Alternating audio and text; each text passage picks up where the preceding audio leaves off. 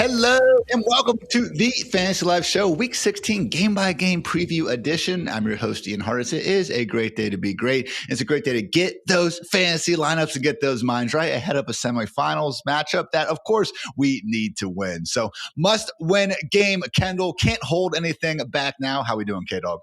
I'm good. Yeah, must win. You don't want to be, one of the first losers in your fantasy team. So you have to get this done. You have to go to championship weekend and then win it all, because what else is there to do when you're talking on Christmas and New Year's Eve? Like, come on, Ian. Everyone wants to hear about your fantasy wins. That's what we're here for. Plenty of news, obviously, to get through. And again, we'll be giving you at least one cool thing for each and every team here slated to play in Week 16. So very jam-packed show. We're excited to have you guys with us. And with that, let's get started. It's time for our DraftKings opening lines.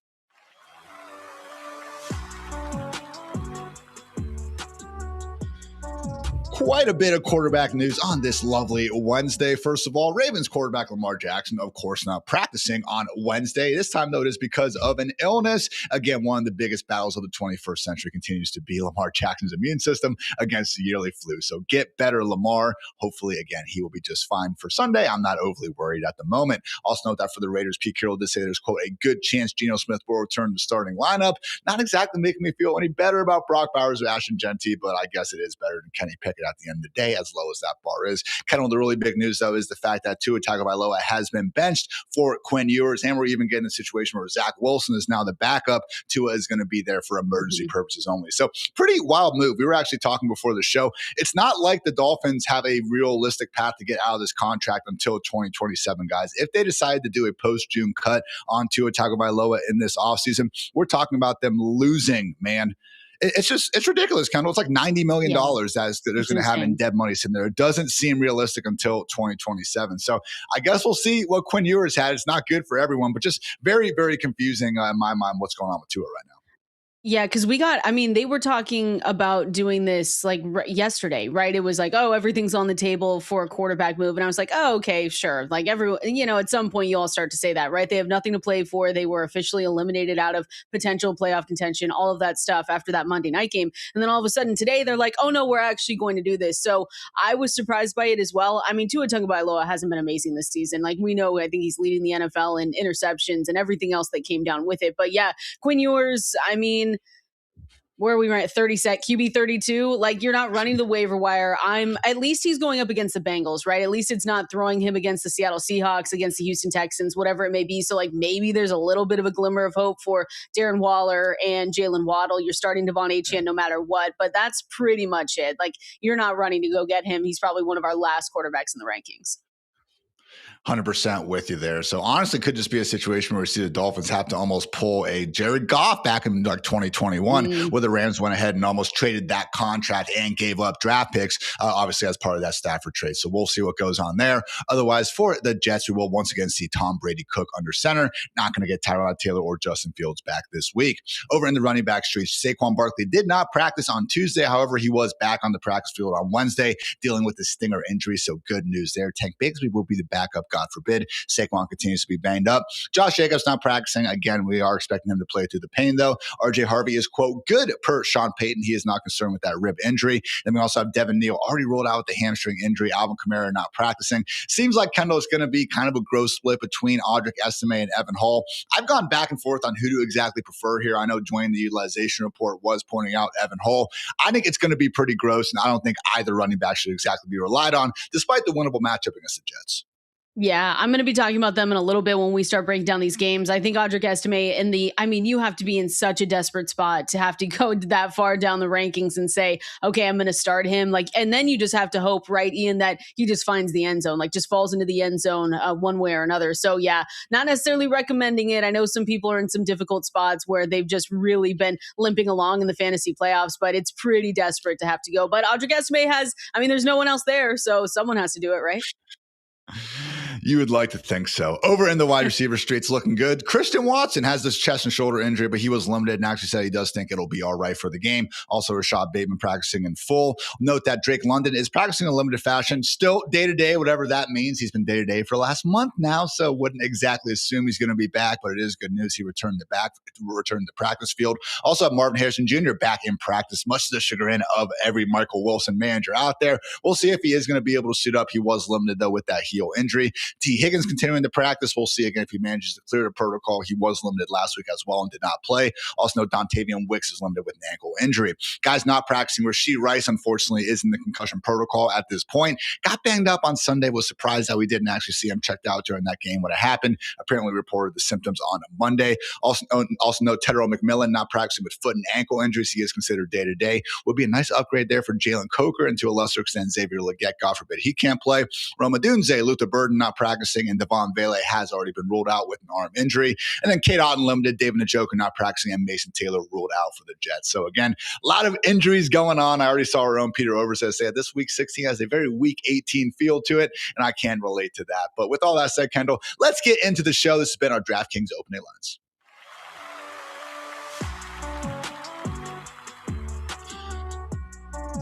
But first, a quick word to our friends at DraftKings. Big games, big moments, and even bigger upside this week. I teamed up with DraftKings Pick 6 to give you a new way to get in on the action. With Pick 6, you ride the upside by making simple predictions. Will a player score more or less than the number listed? You put your picks together, and the more you hit, the bigger your payout. And right now, guys, there's an incredible offer. New DraftKings Pick 6 customers play $5 or more on your first pick set and get $50 back in bonus picks. That's right. New customers play $5 on your first entry, and you'll get $50 in bonus picks instantly. So don't miss your shot to ride the upside. Download DraftKings Pick 6, get on all the action, and sign up using my promo code FANTASYLIFE. Thanks to DraftKings Pick 6 for sponsoring this. Let's make the season one to remember.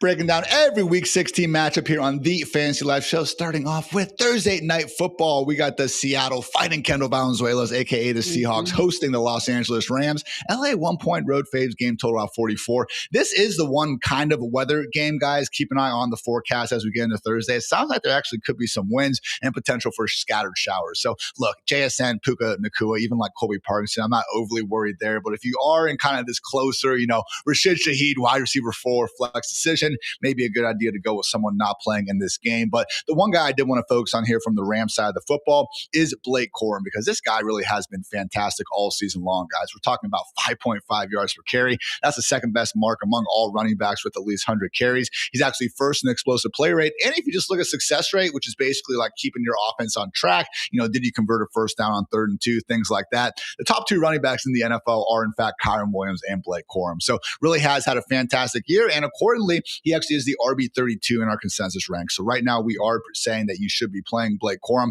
ahead of guys like Dave Montgomery, Kyle Monangai, Ramondre Stevenson, Zach Charbonnet. He's basically the top ranked kind of number 2 RB in our ranks right now. That said, we would still be going with Kenneth Walker, Ashton Genty, Michael Carter, and Aaron Jones ahead of Blake Corum. Otherwise, again, you're pretty thrilled to have the usual suspects going on in Los Angeles. Meanwhile, Kendall, this is something with the Seahawks that Dwayne and I were talking about on Sunday where, we've kind of been complaining about what if Kenneth Walker and Zach Charbonnet could just be one person? Like, how great would that be? I don't know. It wouldn't be that great because let's face it, this entire run game has been pretty rough for the time being. It's been bad. That's what I'm looking at for this game tomorrow. One of the, I'll put my bias aside, one of the best games of the weekend here for the Seahawks and the Rams with playoff implications. But I mean, the Seahawks are turning a bad corner right now. And this is what I want to see on tomorrow night's game, Thursday night's game, is just a little bit of a turnaround in their offense. They haven't scored a first half touchdown on offense since week 12 against the Titans. They haven't reached the end zone on offense in the first quarter since week 10. So seeing them come out to a fast start, I think is going to be key here. But one of the things and one of the issues that this team is facing is that their run game is just not good. Every other level, right? Their defense steps up, special team steps up as well. But when we look at the offense, it's just really the running backs here. Kenneth Walker, Zach Charbonnet coming off one of the worst games I've seen this season so far. We saw Kenneth Walker before in this game against the Rams. He put up good enough numbers for us. 16 carries, 67 yards, 1 touchdown. He also had 3 receptions for 44 yards, 20.1 fantasy points. I would love to see that here because when the run game is inconsistent, you ask more of Sam Darnold. Darnold. And asking more of Sam Darnold right now may not be in their best interest. I don't think we're going to get a 4-interception game like we saw the last time, but it does put a lot of pressure on him. And we know sometimes Sam Darnold can turn back into a pumpkin later in the season. So Seahawks are at home. It's been raining like hell over there, though. I've been talking to my family like there's tons of rain. You said the wind pregame as well. It looks like it's going to be pretty bad. So I'm hoping they get things done on the ground and that the ground game is just more consistent so the Seahawks can step up, have a good game at every level of the field. That would be lovely to see as a Seahawks fan. Does seem like Darnold's hit a little bit of a rut since that game. Hasn't all been bad, but I did see a cool stat from ESPN's Ben Solak noting that since, again, that 4-interception debacle, Darnold only 2 for 20 on his tight window throws. So we'll see if he can turn that around here on Thursday night. Now, guys, we are going from the highest implied game total all the way down to the lowest. So we are moving on to the Lions hosting the Steelers. Detroit 7-point home favorites, the game total all the way up there at 52 points. And yes, guys, I do think it is time to play Kenneth Gainwell over Jalen Warren. Okay, it's not consensus with our fantasy life rankers. Dwayne and I are a bit on an island here, but just looking particularly in full PPR, guys, that's where it gets separated. Okay, Kenneth Gainwell has at least 6 receptions in 4 of his last 5 games. Since week 11, only Jahmyr Gibbs actually has more PPR points from receiving than Mr. Kenneth Gainwell. When you actually watch these games, it does just seem like Aaron Rodgers is building a trust with him to the point that we actually see Kenneth Gainwell lead the Steelers in target share against man coverage, which Detroit happens to run more than just about anyone out there. So he comes in as our RB24. I will be playing him ahead of guys like Tony Pollard, Amarian Hampton, Aaron Jones, and Michael Carter. Meanwhile, Kendall for Detroit, honestly, like you got Jared Goff, you got Amon-Ra St. Brown. We're feeling great about them. And also Jameson Williams, who, let's face it, has kind of just been a boomer boom wide receiver more weeks than not here recently. Yeah, I'm jealous of everyone that has him right now. I have serious FOMO for Jameson Williams managers, and he's getting hot at the right time. Like, is there any other player you're looking around and saying, I'm so glad I have him now, as opposed to when he was playing from weeks 1 to, let's say, 9? Because Dan Campbell took over the play calling in week 10, and we have seen such a shift with Jameson Williams, because in those 6 games, Williams has matched Amon-Ra St. Brown in air yard share at 39%, end zone target share at 22%, and utilization score at 83. Shout out to Matthew Friedman for those stats. So I think you're looking at this guy the rest of the way. And in these games as well, when we look at the Lions, like, it's not a given. They have to fight very hard for a playoff spot, and time is really running out. So you know they're going to give their best week in and week out. Jameson Williams is someone you don't need us to tell you, but you just love the switch over to Dan Campbell calling plays, because since then he's gotten you 23.9, 19.7, 26.9. Like, he's just giving you those big days. I don't see it stopping against Pittsburgh. So you have one guy that's really going to run out probably the rest of the season, the final 3 games at least, and be probably a hero for you since they're bye in week 8. Consensus wide receiver 1 in the ranks. I challenge any of you to show me a lineup where J-Mo should not be starting. Guillotine leagues notwithstanding. Guys, the Cowboys are hosting the Chargers as 2.5-point home favorites. Game total here at 49.5. And it is time for the Vanacream Trust Meter. Looking at this Los Angeles offense, because it really has been rough here in recent weeks, and no doubt large part due to a lot of these injuries going on, particularly with the offensive line. But guys, 5 straight games for Justin Herbert under 250 yards. We've seen Amarian Hampton really splitting time with Kamani Vidal, and Ladd McConkey now has 4 straight games with under 40 receiving yards in his own right. So overall, I'm not feeling great about them, despite, again, the best on-paper matchup we could ask for. We are seeing the Cowboys surrendering league high boosts in terms of fantasy points added to quarterbacks and wide receivers alike. Now, the Cowboys have actually been much better against the run since they added Quinnen Williams. Guys, they actually lead the league in fewest rushing yards per game allowed to running backs since returning from their bye. That said, Quinnen Williams did leave last week with a concussion. So if he is out, that really would be good news for everyone involved in this Chargers offense. But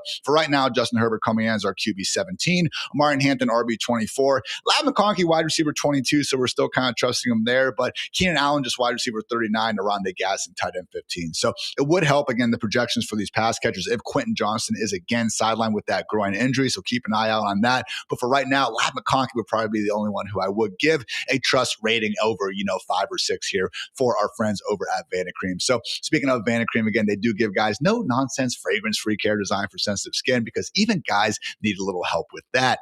Kendall, looking at the Dallas Cowboys now, George Pickens, can he please start doing things again? Because it was pretty freaking cool the first, 13 games of the year, but it's been rough the last 2 weeks, man. No kidding, Ian. Why don't you give him a call? Give your Cowboys a call. Jerry Jones, I don't know what you need to do here, but 8.7, 6.3 fantasy points over the last 2 weeks. And now you've got a team that's eliminated from the playoffs. Like, there are two paths that I see, like Twitter, when I'm doom scrolling, guys going through. And it's like, okay, George Pickens, he has to bounce back, right? It's against the Chargers. And then week 17, they get the Commanders. The other path is, oh, we're seeing shades of George Pickens that we saw with the Steelers, where you're giving up on routes, you're not being featured. And what is that going to do to him the rest of the season? I'm one to believe it can't get any worse. And then I'll say that, Ian, and he could post, double zeros. But I mean, in this game, it was stunning to me that he didn't have a bigger impact for this Cowboys team. 1 catch for 10 yards through 3 quarters was absolutely unbelievable.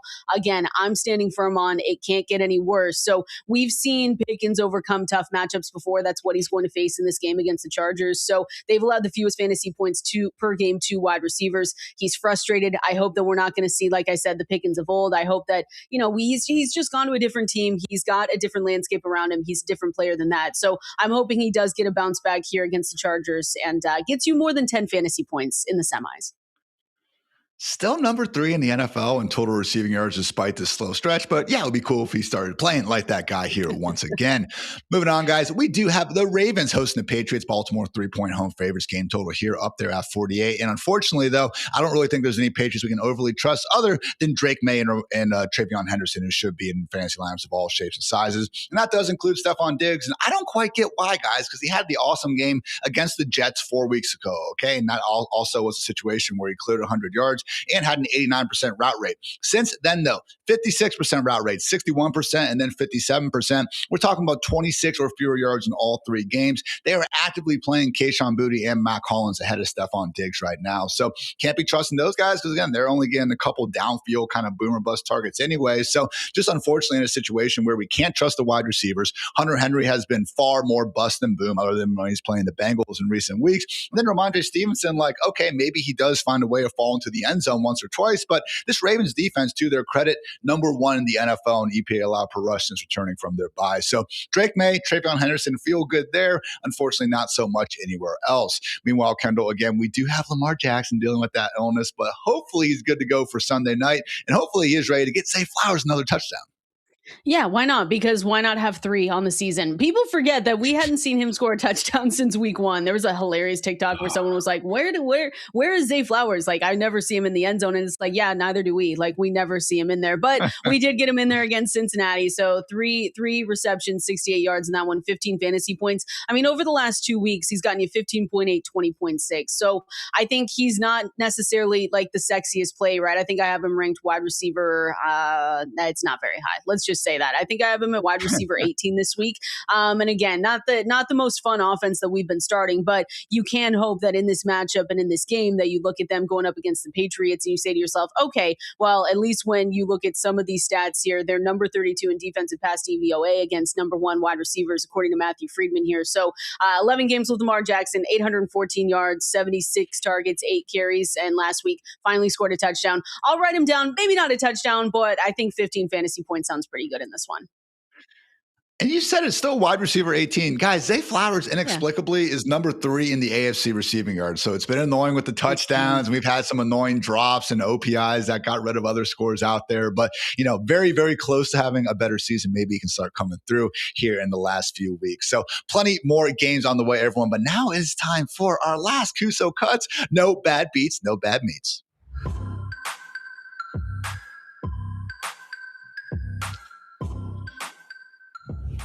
Guys, it's been an absolute pleasure to partner with Kusos for the No Bad Beats, No Bad Meats campaign. And we have given away a ton of free Kusos seasonings to lucky yet unlucky winners who have submitted their Bad Beats stories. But today we are announcing the winner of the entire campaign who will win free Kusos seasonings for life. Just kidding. It's just for an entire year, but still pretty awesome. And today to announce the winner, we actually have none other than Jack Mancuso, the founder and creators of Kusos Seasonings. Take it away, Jack.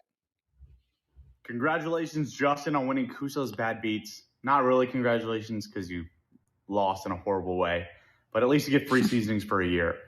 So the story is you had Drake May going into Monday Night Football, and then he ended up putting 22 points up. You needed 22. Came back, took a knee, and you lost by 0.02 points because of that knee.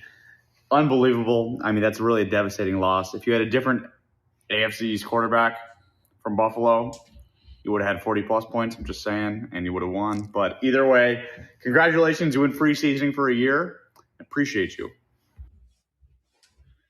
I really do think of all the ways you can lose a fantasy football matchup, losing on the kneel down at the end truly is the worst. So thank you, Jack. And thank all of you again for submitting your bad beat stories all season long. Reminder, you can scan the QR code or check out the link in the description to get your very own Kuso seasonings.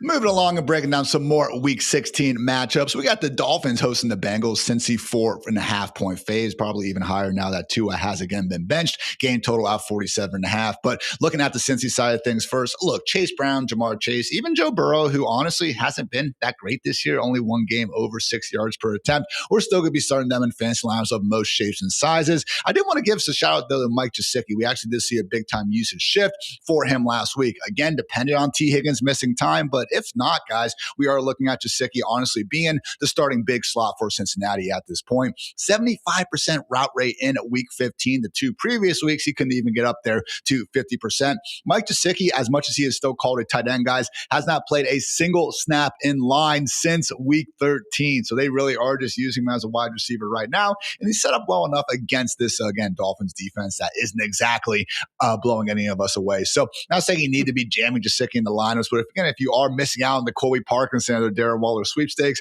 I do think he is, again, a solid mid-tier tight end too, because he more or less is Joe Burrow's wide receiver too with T. Higgins out of the lineup. So Vegas does project the Bengals to score 26 points. That's tied with the Eagles for the 4th highest mark of the week. So again, worse situations to really be exposed to. Kendall, looking at those Dolphins again, Quinn Ewers under center now. Yeah. How do we feel about Darren Waller and Jalen Waddle?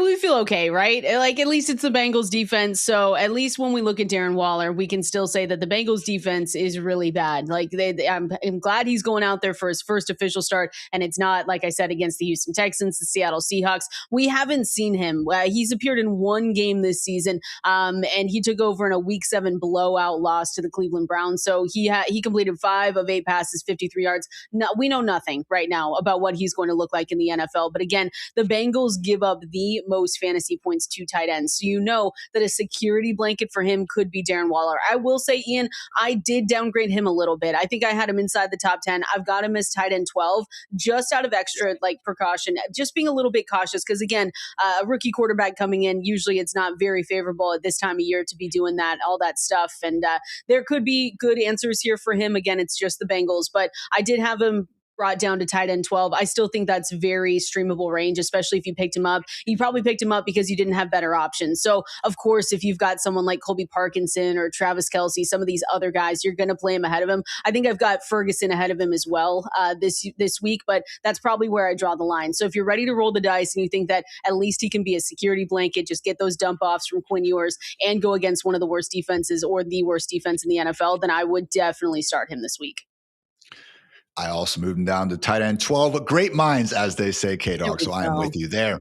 Moving along, we got the Cardinals hosting the Falcons. Atlanta, 2.5-point road faves here. Game total of 47.5. And I want to try to look at, guys, what we should expect from Kyle Pitts if Drake London is back. Because right now, with Drake London assumed to be out, we all have Kyle Pitts as our consensus tight end 3, and that's fantastic. And why not? Without Drake London this year, 19 PPR points per game for Kyle Pitts, averaging 8.8 targets per game. That said, when we have seen London in the lineup, those numbers have gone down to 9.1 PPR points per game and just 5.9 targets per game. So that said, guys, I just have a hard time moving them down that low, okay? Because we did just see Kyle Pitts, have the most productive tight end performance of the 21st century, okay? So I have a hard time trying to really put this guy outside my top 10 or anything like that. So I think the only guys I probably would bump ahead of Kyle Pitts if we see Drake London back are Brock Bowers and Harold Fannin and get them down to tight end 6. But man, it's even then, it's pretty tough. So I just can't find myself, again, trusting Travis Kelce over Kyle Pitts without Patrick Mahomes, or Jake Ferguson in a tough matchup.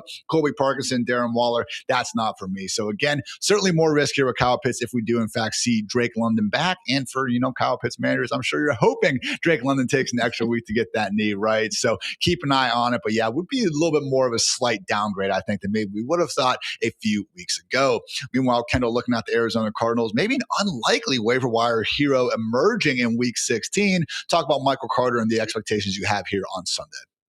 Yeah, we can only hope at least he's not day-to-day for the last month. Like, at least we can say that, Ian, because every other Cardinals running back is just going to go down for you and they're not going to show back up. So Bam Knight on IR, he's not coming back the rest of the season. So that's why we say Michael Carter could actually be a viable fantasy option for you for the next 2 weeks. I've got him as RB 25 this week. So that definitely puts him in the range where you could look around and say, do I have any better options, especially with the running back injuries that we've seen so far this season. So week 15 against the Texans, he did lead the backfield, right? 79% of the snaps, 70% of the attempts. He led in route participation and targets. So you saw only 13.4 fantasy points in that game. I do expect, Ian, a little bit more Amari DiMercato. I can't necessarily see this just all going RB1, all the workload to Michael Carter, but I think it's going to be enough where, like I said, I have him in that range, RB25. You can look to flex him, especially in this matchup. And I think he's one of those low-end RB2s. Again, you might have picked him up off the waiver wire, and he could actually help your season, especially if you're in one of those deeper leagues. So rest of the season, last 2 weeks, 2 weeks of the season, I will say it's nice to know that you don't have Bam Knight, so it's easier to make that decision.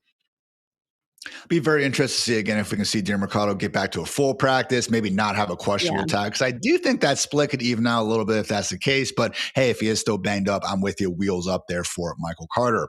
Moving along, we got the Bears hosting the Packers on Saturday Night Football. Going to be a great day of sports there with the college football playoff games going on as well. Green Bay 1.5 point road phase. The game total here is at 46.5. So again, as we mentioned in the opening lines, it does seem like Christian Watson is going to play. But if he doesn't, I think the main beneficiary would probably just be Jaden Reed getting a better chance for a high target total. Last week when we did see Christian Watson out, it was Jaden Reed and Romeo Doubs as the full-time wide receivers, and then Matthew Golden and Dontavian Wicks splitting things enough so that we can't really rely on either. But I do think we could see a blow-up game from Jaden Reed by the end of this year, and what better week than against a Bears defense that has allowed the second most PPR points per game to opposing slot wide receivers. So Reed obviously always a threat as well to get a couple carries. We got a banged up Josh Jacobs, maybe Emmanuel Wilson still a little bit sick. Again, Jaden Reed's such a great football player. Would not be surprised if he could help swing a few playoff matchups down the line. So right now, guys, he is our wide receiver 26 in the Fantasy Life consensus ranks. That is ahead of guys like Brian Thomas Jr., Chris Godwin, DJ Moore,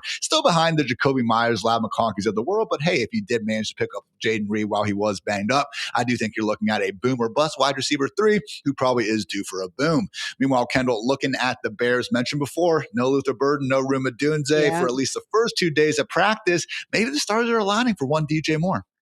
Yeah, I think DJ Moore could be in line for an expanded role because this game is Saturday. Technically, these practice reports, we have to look at them like they were a Thursday, right? You move everything one day up. So if you're on the wrong side of a questionable tag or an injury report on a Thursday, we're not necessarily loving it. And we've seen crazier things happen. I don't expect Roma Dunze to be out there, but Luther Burden could be the one where maybe we get that change in the next day or so. If they're both not out there, though, DJ Moore will have that expanded role. And I think because of that, his season has been so lackluster. Like, it's not been great. You haven't been excited to have DJ Moore on your teams, but last week you did see him have 3 end zone targets against Cleveland. I saw the stat from The Athletic. Obviously, he came down with 2 of them. One of them was insane. Probably shouldn't have happened there, but that was only the 4th time in 124 career starts that DJ Moore has been targeted at least 3 times on end zone throws. So I think this team with the Bears are in such an interesting position because you have the Packers that have lost 2, maybe potentially huge players from their team, maybe not Christian Watson, maybe he's able to come back.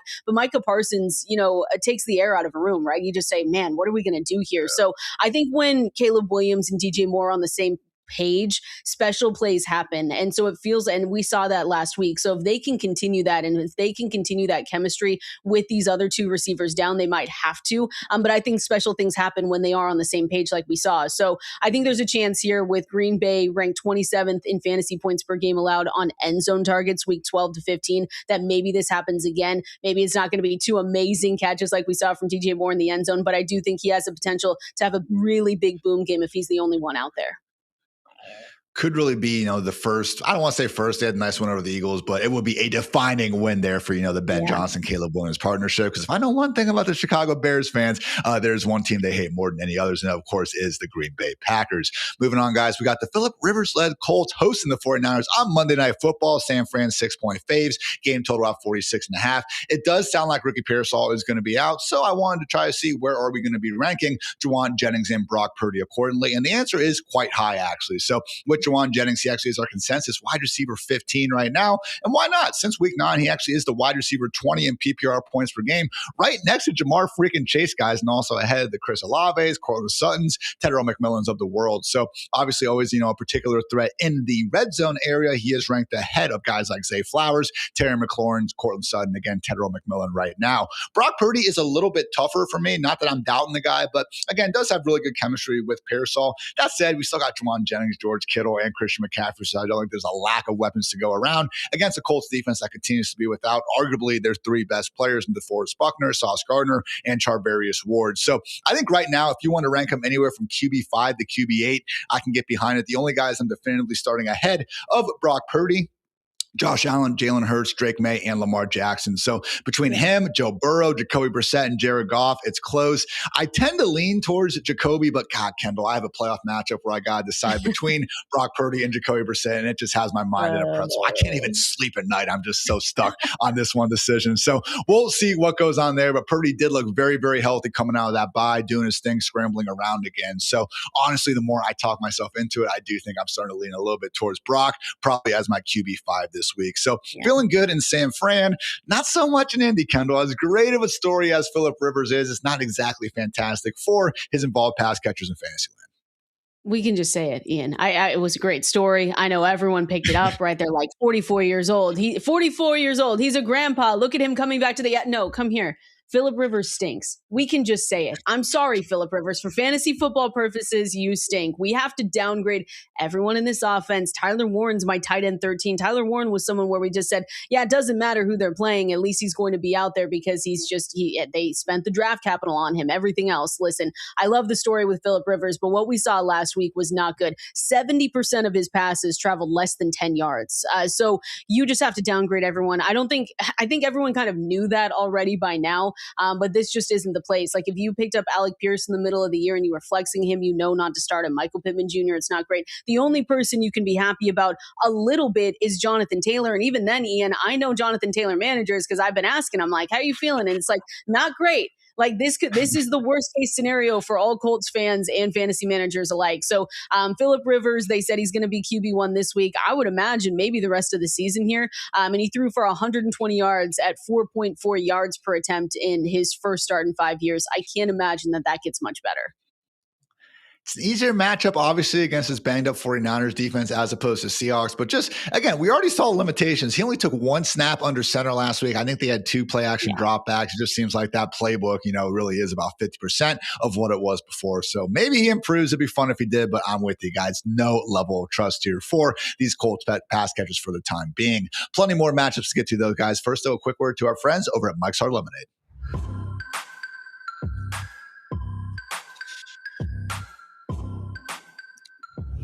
Guys, Mike's Hard Lemonade is partnering with Matthew Berry and Fantasy Life to give away weekly prizes all season long, including a trip to this year's big game. Prizes include Fantasy Life Plus subscriptions, gift cards to New Era, Homage, Knockaround TVs, soundbars this week in particular, and again, 2 tickets to that fantastic big game that takes place annually every February. And not only have Fantasy Life and Mike's Hard partner for the sweepstakes, but we've also collaborated on a new 12-pack of exclusive flavors, including Hard Pink Pick 6, Hard Pineapple Rush, Hard Berry Blitz, and Hard Apple Tackle. Freaking love it, and freaking love, again, our friends over at Mike's Hard Lemonade. So if you guys want to go to www.mikeshard.com/sweepstakes/fantasy life today, you can enter the sweepstakes and go find the Mike's Hard Fantasy Life 12-pack at a store near you. Now, this is for 21 plus only. It's a premium malt beverage, Mike's Hard Lemonade Company in Chicago, Illinois.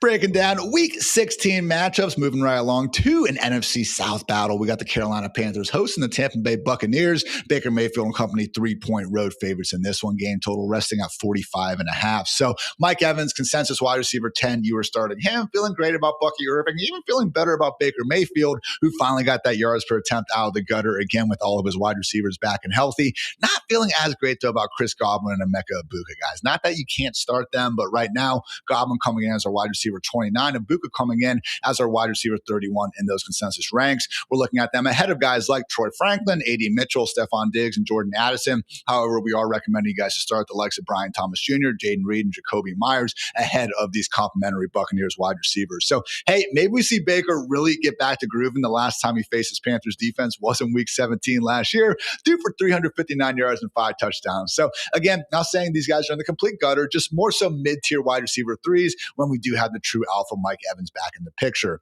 Meanwhile, Kendall, looking at those Panthers again, hopefully Tyrone McMillan is going to be good to go, because if he is, Bryce Young, low-key a decent streamer in this matchup. Yeah, hopefully you guys don't have to go there, but we'll wait for news on Tyrone McMillan. He was not practicing on the day we're recording this Wednesday. So he's got foot ankle injuries, which is really unfortunate. Coke heads rise up, though, if he isn't good to go.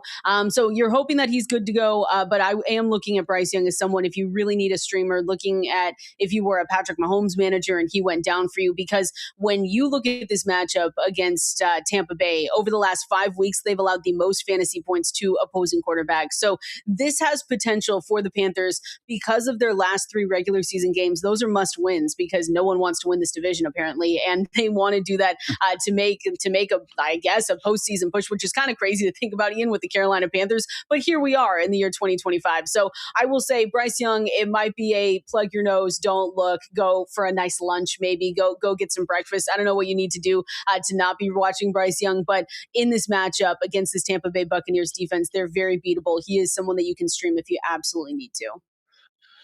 NFC South as a whole, guys, minus 246 point differential this year. The best one, NFC West at plus 287. So, they get a playoff spot, but should they? Question for another day. Moving on, we got the Broncos hosting the Jaguars. This is actually a great game, guys. Late Sunday afternoon special. For 3-point home favorites at Mile High. Game total at 45.5 here. With the Jaguars, I'm actually not super concerned about Jacoby Myers. It's always kind of tough looking at this matchup. Obviously, the Broncos are good everywhere. They get a lot of pressure, and they got maybe the best cornerback in the game in Pat Surtain, usually locking up the opposing number one. And this is one of those tough situations where it's like, okay, Jacoby Myers has been the number one since he came into town. Last 4 weeks on the wide receiver 12 in Fantasyland has been fantastic. But looking at him, I feel like he's going to go ahead and guard Brian Thomas Jr. probably more so than Jacoby Myers. Maybe they say like, okay, they're just going to not even have Surtain shadow a single wide receiver, but he usually has. This season, he did track Jamar Chase instead of T. Higgins, Quentin Johnson ahead of Lab McConkey or Keenan Allen. And also when they used to play the Raiders and Jacoby Myers was on there, he would track Devontae Adams over Jacoby. I understand in the Chase and Adams situation that, again, he is really just going with the true number one wide receiver there. And maybe in this case, they do define that to be Jacoby Myers. But it is, again, that Chargers game where, in my opinion, Lab McConkey and Keenan Allen, those would be the guys that you would expect Surtain maybe to try to take away more. Instead, he did match up with QJ, and I think it could be more of a size thing. So if we do see Pat Surtain traveling with Brian Thomas Jr. ahead of Jacoby Myers, that does mean we get Riley Moss, actually, who has been the most targeted cornerback in football and accordingly has allowed the second most receiving yards. So I don't think he's trashed or anything. It's just kind of like what happens when you are playing across from Patrick Surtain. So wide receiver 25 consensus is Jacoby Myers in our ranks. Again, BTJ not too far behind. We would be starting Jacoby Myers ahead of guys like Jaden Reed, BTJ, and Chris Godwin, behind the likes of Justin Jefferson, Wan'Dale Robinson, and Lab McConkey. Meanwhile, Kendall, looking at those Denver Broncos, maybe downgrading RJ Harvey, not the easiest matchup, but it is good news that, again, that rib injury seemingly not going to be a factor in this one. Yeah, I kind of switched this one up because we got good news on RJ Harvey. It looks like he was back in practice today, so that's great news for anyone that has him. I'm looking at him as a low-end RB2, maybe depending on where you have him, where you drafted him, a flex, if you're really going that far. He only scored 10.5 points last week. That was following that 2-game stretch where he was giving us 20-plus fantasy points. But this Jacksonville defense, the stat I wanted to shout out, is that they have allowed only 10.7 fantasy points so far on planned rush plays over the past 4 weeks. So that doesn't necessarily mean that we're downgrading the whole thing, but you do have to take that into consideration. I do think we saw Bo Nix have a phenomenal game, maybe the best game of his season so far. So that's also the fun part here, is that before this week, Nix ranked 34th in passer rating on throws when he held the ball for 3 seconds plus, and he was able to get it out last week going up against the Packers. And since week 11, he has the 3rd best rate of off-target passes on throws of more than 10 air yards. So you get this whole group back together, you get RJ Harvey out there, you have your receivers hopefully all healthy healthy as well. And I think it makes for, like you said, a really great game no matter what. I'm cautiously optimistic about Bo Nix in this one, and same with RJ Harvey, even though you downgrade him a little bit. Moving right along, NFC East matchup, guys. Washington Commanders hosting the Philadelphia Eagles. Philly 6.5-point road faves in this one. Game total 44.5. So again, Saquon did manage to return to practice on Wednesday, so we should be good there. God forbid Saquon does miss time. We would expect Tank Bigsby to be the next man up. That said, he would be more of an RB16, RB17 alongside guys like Woody Marks, as opposed to this need to start no matter what top 10 RB, in large part because of some of the same problems that have, again, been a thorn in the side of Saquon Barkley all season long. Last week, actually, in that fourth quarter of the Raiders game, Jalen Hurts was out of the picture. Tank Bigsby got the first RB carry from the 1-yard line for any Eagles running back this season. So again, unless you're scoring from outside the one, you're not going to get a chance at the goal line, because that's where Jalen Hurts does shine. And obviously, Will Shipley would be someone that would be working in on pass down. So again, hopefully Saquon is okay. Tank Bigsby, though, someone that Saquon managers should be looking to have on that bench just in case, if you can. Meanwhile, Kendall over there for the Commanders. Terry McLaurin, really the only guy that we can have any amount of like high-end trust with. But that said, even he's looking at a pretty tough matchup this week. Yeah, Terry McLaurin, it's not great. We can just say that. I also want to say maybe you pick up Marcus Mariota, but you save him not for this week, but for week 17 against the Cowboys, because that's one where you can exploit that matchup. So if you are looking at a streamer, you do pick up Marcus Mariota. I would really try to go anywhere else in this tough matchup. And Terry McLaurin, that's the other part. Like in these games since returning from his quad injury, he's averaged 15.2 fantasy points. So you might look at him and say, okay, Terry McLaurin is somewhat of a just set it, I don't need to worry about it, I can forget it guy. But in this matchup, you have to be careful, because not only do you not have Jaden Daniels now for the rest of the season, but you also look at the past 7 games for the Eagles. They've seen only 3 wide receivers, Ian, score as many as 10 fantasy points. George Pickens, 29.6 in week 12, was the only one to exceed 20 points against them. So you do have to downgrade him, or at least lower your expectations, right? Sometimes when I say downgrade, or when people hear us and they're like, oh, I got to bench him, it's like, no, you might not have better options, but just lower your expectations for someone that's been getting you, like I said, 30% target share, 15.2 fantasy points over the last 3 games. You just have to lower that. And by the way, guys, did you see that Chris Rodriguez is practicing in full? So as great as last week was for Bill Krosky-Merritt, not someone that we should be relying on here come Saturday. Moving on, though, we got the New York Football Giants hosting the Minnesota Vikings. Minnesota, though, -3 in the old betting odds, 43.5-point game total here. With the Vikings, though, look, obviously Justin Jefferson, maybe he could get going finally, guys. This is another good matchup, but it is really a great spot, I would say, more so for one Aaron Jones, who unfortunately has gone 78 long, cold touches without a touchdown. That said, still does have 29 touches over these past 2 weeks, and is set up well against the New York defense. That, guys, really is the second worst group against opposing running backs outside of the Cincinnati Bengals. So Aaron Jones, our consensus RB23. We are starting him ahead of guys like Omarion Hampton, Michael Carter, and Ashton Genty. Still behind Tyron Tracy, Rico Dowdle, Quinshaw Judkins, but I know it hasn't been great with Aaron Jones. It does seem like this could be the matchup to hopefully bring out the best of him. Meanwhile, Kendall mentioned Tyron Tracy as someone who, again, we would be starting over Aaron Jones, and why not? All he's done is score a lot of fantasy points whenever he's been healthy over the past month. Why not? Like we said, is this trend going to continue? We hope so, Ian. Like that's all we can do in the fantasy playoffs. So he's scored now 16 plus points in 3 of the last 4 games. And you look at just what Washington did last week. It wasn't necessarily a tough matchup at all. But I'm looking at Minnesota in this one. Like you said, they ranked 24th in planned rushing fantasy points per game since week 12. So this upcoming matchup to me is just a little bit similar to what we just saw against the Commanders. The only real question is, can we believe this? Because I know that Dwayne McFarland wrote this up in the utilization report, which you guys can find at fantasylife.com. In week 12, it looked like Tracy was taking over the backfield and then fell back to like this even share with Devin Singletary. But I think this one, Ian, you can look at Tyron Tracy and you say to yourself, hey, this looked really good. 76% snap share, 65% rush share, 68% route participation. It feels like we've gone past that. So if you have Tyron Tracy, famous last words, Ian, it feels like he is this RB1 in this offense. But you never know. Crazy things happen. It's the Giants. You can't trust anyone. But especially in this matchup, you feel pretty good about him. And at worst, I still would expect it to be split, so hopefully could make the most out of Yeah. those opportunities. Moving on, guys, 5 more matchups here to break down. We got the Browns hosting the Bills. Buffalo 10-point road faves up there in Cleveland. Game total off 42.5. But kind of just like our Patriots conversation, we have Josh Allen, we have James Cook, and unfortunately, there's really no one else that we can overly trust. So Khalil Shakur is an okay wide receiver 3, but I don't even really want to be going too hard in the paint, guys, for Dalton Kincaid, who unfortunately didn't even practice today with a knee injury. So right now, he's our consensus tight end 12. I actually have him at tight end 15, though, because don't look now, but Dawson Knox has been the more productive guy over these past 2 games. And I just don't see an immediate shift back to Kincaid being the true full-time guy happening with him clearly at less than 100%. So personally, I would start Colston Loveland, Tyler Warren, and Aronde Gadsden ahead of Dalton Kincaid. That's not consensus with our rankers. What is consensus is starting guys like Darren Waller, Jake Ferguson, Dalton Schultz, and Colby Parkinson ahead of Mr. Kincaid. So I know it's a Browns defense that's good against the run, but I don't know, man. We've started to see them, I think, as the season's gone on, not exactly be world beaters there.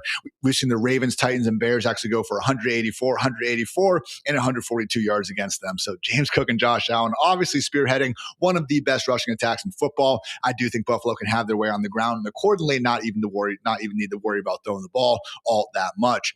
Meanwhile, Kendall, we'd like to also see a good ground game going on for the Browns and Quinshaw Judkins, but hasn't exactly been easy going here over the last month or two. But may I interest you, Ian, one more time in Quinshawn Judkins, because I'm looking at this matchup. It might be a hard sell, to be totally honest with you. They're heavy underdogs, despite being hosted in this one, and it's gonna be tough because of the negative game script. I understand it, but with Quinshawn Judkins, let me just say, I know he's only posted 14.1 fantasy points over the past 2 weeks. Buffalo's defense, though, has started to become susceptible on the ground. I should say their defense has allowed 18.3 fantasy points per game on planned rushes since week 12. I'm ranking him as a potential flex candidate. I know that's still a downgrade from what we've had him in the past, but I do look at this situation and I say, okay, only 4.7 fantasy points. I hope it can get better. Again, Buffalo has had their share of struggles on the ground recently with their defense, so I'm hoping he can at least walk away with a little bit more than what we had last week. I'm gonna be interested in one more week, and then Ian totally off. Then I'll say, okay, I can't do this anymore. But give me one more week. It's just unfortunate, guys. In terms of running back, rushing yards before contact per carry, like the Browns and the Raiders are so far below anyone else out there. So I still do fully think Judkins and Gentry are going to have nice careers, but at the end of this season might be a lost cause, unfortunately. Another great matchup, Kendall. We got the Saints hosting the Jets. New Orleans 4.5-point home of favorites. We'll see if the Cooter Doodles are in town for that one. 40.5-point game total here. I will say with this Jets offense, as bad as it has been, we do have A.D. Mitchell doing some good things recently. So again, it will be Tom Brady, Cook under center for the Jets. No Tyrod or Justin Fields back. And with Cook under center over these last 2 games, we have seen A.D. Mitchell command a team-high 15 targets. John Mechie with 12, Isaiah Williams with 10. To Mitchell's credit, guys, 14th in ESPN's open score rating, which is meant to help try to quantify separation ability. And the Saints, while they have been, again, good overall against wide receivers in terms of fantasy points, we do see them working as a below-average unit in terms of EPA and success rate against opposing passing attacks. So overall, A.D. Mitchell comes in as our consensus wide receiver 33. That is ahead of guys like Stephon Diggs, Jordan Addison, Michael Pittman, Deebo Samuel, and Khalil Shakur. Still behind Troy Franklin, Emeka Ibuka, DJ Moore, and Chris Godwin. Let's not get too carried away for anyone with the Jets, but A.D. Mitchell and then, of course, Breece Hall are guys that we tentatively can feel at least okay about. Meanwhile, for New Orleans, Kendall, honestly, I think a great DST pick and also a situation where if you're on a super flex, they are facing the Jets. So maybe Tyler Shuck can give us something there. I think they can. The Jets fired their defensive coordinator. I don't think this is one of those teams that are like going to, be all rah-rah and ready to go since they fired their defensive coordinator and step up to the moment. No offense to Jets fans. I'm sorry. That's just the life you live. So I think Tyler Shuck, too, for what he's given us over the past 3 weeks, you look through his fantasy scores. Of course, it's way different talking, how he looks in real NFL games as opposed to fantasy, but 18.8, 21.2 and 17.36. Those are his fantasy outings in the last 3 weeks. 7.92, I'm leaving that one out against Atlanta. But against this Jets team, I do think that he is a viable starter in Superflex, like you said, Ian. You don't want to go as far as single QB leagues. There's going to be a lot better options for you to go look at. But I saw he was only 7% rostered here. So he also gets a little bit on the ground. So you're looking at the rushing yards that he gives you with his legs. You can look at the fantasy points of the last 3 weeks. I'm okay with firing him up. And I do think Shuck has played well enough to really make the Saints think long and hard about if they need to actually invest a first-round pick at the position. So again, could go a long way towards further cementing that with a couple good performances down the stretch. We guys have a game that I'm not going to probably plan on watching. We got the Texans hosting the Raiders. Houston 14.5-point faves. Game total at 38 in this one. So with Ashton Jeanty, guys, it is so tough. I have another playoff matchup today where I went ahead and just benched him for Rico Dowdle, which I did not see myself doing when this season started. But again, sometimes you just got to roll with the punches. So it's not like Houston has completely shut down every running back they faced. James Cook went for 22 PPR points. Zach Charbonnet, Bucky Irving, RJ Harvey, Travis Etienne, Jonathan Taylor also managed to clear 15. But with Jeanty, it's not just that he's got this horrible inefficiency going. It's just that the Raiders can't even move the ball long enough to stay on the field. Over the course of these last 3 weeks, which have featured Jeanty having an average of like 47 yards per game and 0 touchdowns, we've only seen the Raiders actually have 45 plays per game. That's 7 fewer than any other offense out there. So again, as much as Jeanty is dominating, the percentages, the design rush attempts, the snap shares and all that, it just doesn't matter when that overall pie of touches for the Raiders is so much smaller than everyone else out there right now. So right now, he's our consensus RB26. That's ahead of, in our consensus ranks, guys, Kenneth Gainwell, Jalen Warren, and Tony Pollard. I disagree, though. I'm actually the lowest guy on Jeanty. Hopefully I'm wrong. We'll see what happens, but he is behind guys straight up like Michael Carter, Aaron Jones, Rico Dowdle, and Breece Hall. So not great for the Raiders, but on the other side of things, Kendall, pretty good matchup for everyone involved in Houston. Yeah, you can fire everyone up. I hope that Woody Marks is good to go. Like if he's not, then I guess Jawar Jordan is the guy that you can kind of look out to turn to. But I'm looking at Dalton Schultz as well. I've seen people ask me today on SiriusXM about picking up Dalton Schultz, and I say absolutely, because the Texans have a really nice playoff schedule the next 2 weeks as well. And they utilized him last week against the Cardinals as kind of like this security blanket receiver. So you saw him with the 19 fantasy points. He was getting those on short passes against Arizona. So shout out to the Athletic for this stat that I really liked. Cardinals allow 11.3 fantasy points per game, 2 tight ends on short passes in 4 weeks before they face Schultz. You look at the Raiders this week, they allow 9.2 fantasy points per game on those same throws. So I think no matter what, you're firing up Dalton Schultz. I really like him as a potential guy that you can pick up. And I know people are worried, Ian, about like maybe potential like blowout fashion and them sitting everyone in the fourth quarter, everything else like that. But I just hope it's after, CJ Stroud throws 2 or 3 touchdowns, we get Dalton Schultz points. Everyone gets points, and then they can all be benched. That's going to be totally fine with me. That is the thing. Like, yeah, blowout game script can occasionally go wrong, but to blow someone out, you kind of got to score a lot of points in the first place. Hopefully, again, plenty of those do go to Dalton Schultz. I'm with you, and we would be playing again Dalton Schultz ahead of Darren Waller now, given that quarterback change in Miami.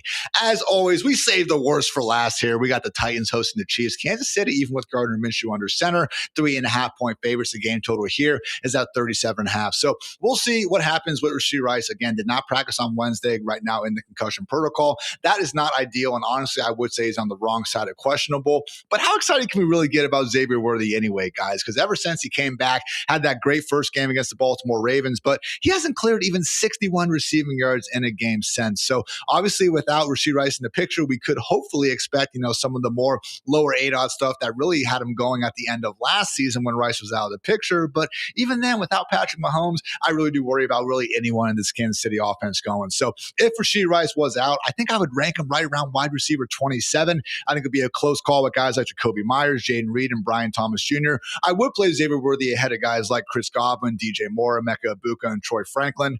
Maybe not DJ Moore if we do see Burden and Dunze out of the picture. But again, that's kind of the range. Hardly a must start. But that said, certainly an improvement if Rashee Rice does wind up playing. Meanwhile, Kendall, who you got to hype up with the Titans? Let's go. Ian, I've done this show 3 times and I've been stuck with the Titans 3 times doing this show. I have nothing nice to say. I don't know who I need to pay to not have to talk about Tennessee as a home team in these matchups, but I have nothing good to say. You're not starting anyone here. I looked for words to say. I looked for nice things to say about Cam Ward, Tajay Spears. I can't do it. Shamir DK, Alec Ironman, you're not starting anyone on this team.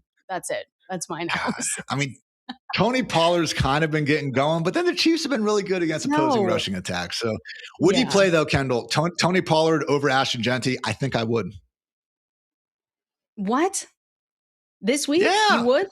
Okay. I can't go that far. I don't think I can, but I don't know if I can go that far. Yeah, no, that's fair. And again, I am the lowest one on Ashton Jeanty, so we'll see what happens. But Like I would, I guess maybe I should look into it, but I don't think so. That the Raiders offensive line, though, I don't know. How bad is it, Ian? Like, where are we going to be? If they make no changes to next year, they have to, though, in the offseason to that offensive line. Where's Ashton Genty going to go in drafts? Middle of the second round, if not the 2-3 turn. Like, I don't know where he's going to end up going. It's been bad this year, though. I would just say, guys, regardless of how you feel about Genty and all these guys, like just try to look at this matchup this week and make your decision. Because honestly, again, I was having that thought where it's like, well, I drafted Genty in round 2. I'm really going to bench him. That doesn't matter. It's a sunk cost. If you think he's going to score points, start him. If you don't, then maybe you should find someone else. But guys, either way, that's going to do it for this edition of the Fantasy Life Show. If you like the show, then please like the show. Hitting that subscribe button always helps as well. Good luck in those fantasy playoffs. We'll be back, though, on Thursday with some fantasy rankings. But in the meantime, hope you guys just have a great rest of your day. So for Kendall, for producer Matt, for producer Kelsey, I'm Ian. Thanks again for tuning into the Fantasy Life Show. And until next time, take care, everybody.